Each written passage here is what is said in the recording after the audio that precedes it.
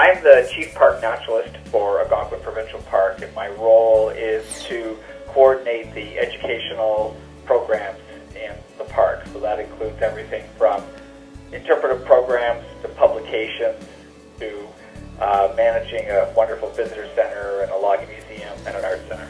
I think I have the most interesting job in the park and perhaps in the province. Well, I think Algonquin plays this important role for paddlers. I think it's probably safe to say that for many people in Ontario, their first wilderness-type experience in paddling probably happened in Algonquin Park. I think it's really important for everybody to really understand what it means when you go camping in Black Bear Country. And what I'm really trying to look at in this presentation is to look at the role of education and how important education plays in something like managing people's expectation when they're camping in the backcountry, but also how education can play such an important role in management, messaging, and how we actually manage a species like black bear. So the idea really there is that if you have a good understanding of why black bears do what they do, you have a better ability to be safe in black bear country.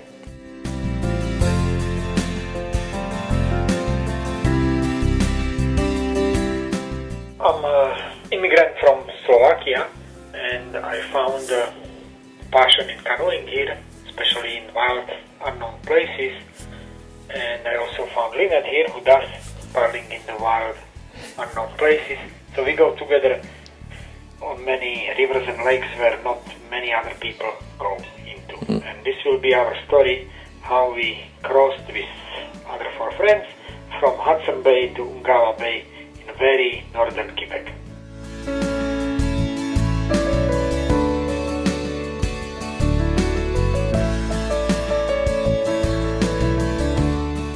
My name is Jack Goering, and I started canoeing with a friend in 1941. That was when I was in school.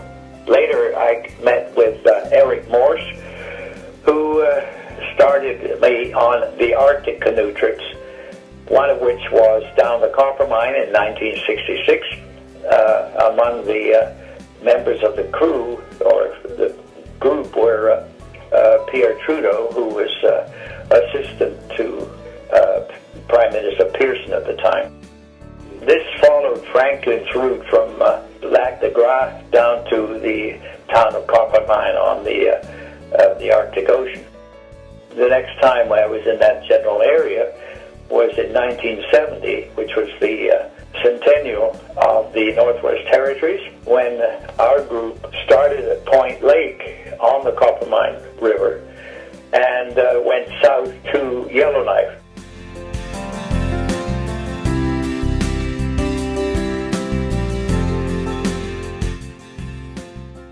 I was working as a camp counselor at just another camp, Gitchigumi.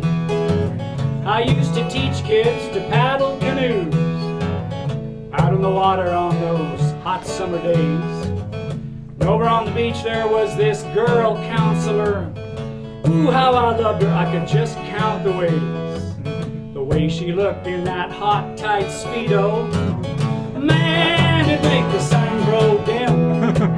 But she just stayed there on her beach, watching the little kids swim. So one morning I walked up to her, and I looked her straight in the eye. Stood real close and I said, "Hello."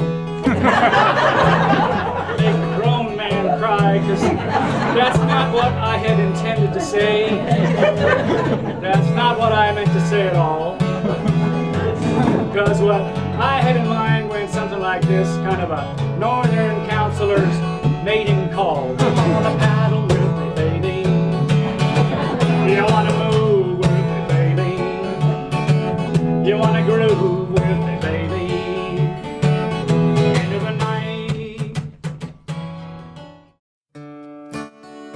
My name is Mihell. I'm a writer and a photographer from Sault Ste. Marie, Ontario. My passion is sharing the joys that I find in the outdoors with other people. And that might be through outdoor adventures, through paddling and skiing and winter camping and all the other things I like to do, and also through environmental activism as well. I think it's important as someone who likes to participate in the outdoors also to be willing to defend it as well. We did a neat trip. We started pretty much right at the end of the managed waterscape up there, so to speak. So right at the headwaters of the James Bay Project diversions, and we headed into wild water. So we headed north and northwest to the Great Whale River, and kind of deked in and out of the Great Whale onto the Coates River, which is a lesser traveled river that we found to be very pleasant. Lots of nice runnable rapids and big falls and lakes, and just wonderful scenery up there. Semi-open country, so the portaging was generally pretty good, although there weren't any trails. We didn't see very many signs of people passing before us.